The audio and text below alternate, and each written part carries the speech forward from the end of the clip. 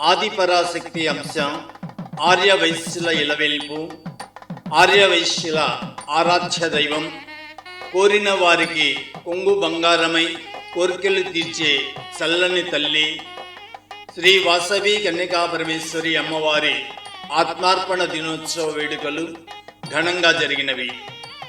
ఈ సందర్భముగా తెల్లవారుజామున అమ్మవారికి సుప్రభాత సేవ, నగర సంకీర్తన, పూల పల్లకి ఊరేగింపు, పంచామృతాభిషేకం, మండపారాధన, కలశ ప్రతిష్ఠ, అష్టోత్తర శతనామావళి, సామూహిక కుంకుమార్చన, లక్ష్మీ గణపతి హోమములు జరిగినవి. పూర్ణాహుతి అనంతరం తీర్థప్రసాదముల వినియోగం జరిగినది. తల్లిదండ్రులు పెట్టిన పేరు వాసవి. కన్యకాన్ని తనువు చాలించినది కాబట్టి కన్యక.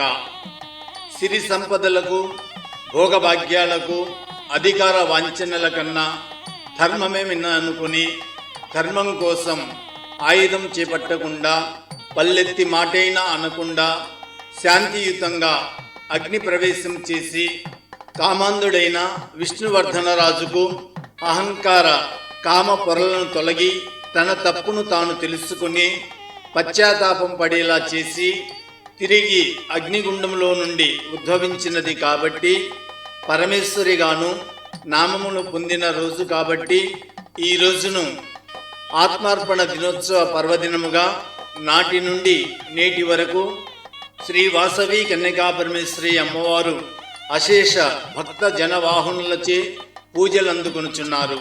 సర్వే జన సుఖినో భవంతు.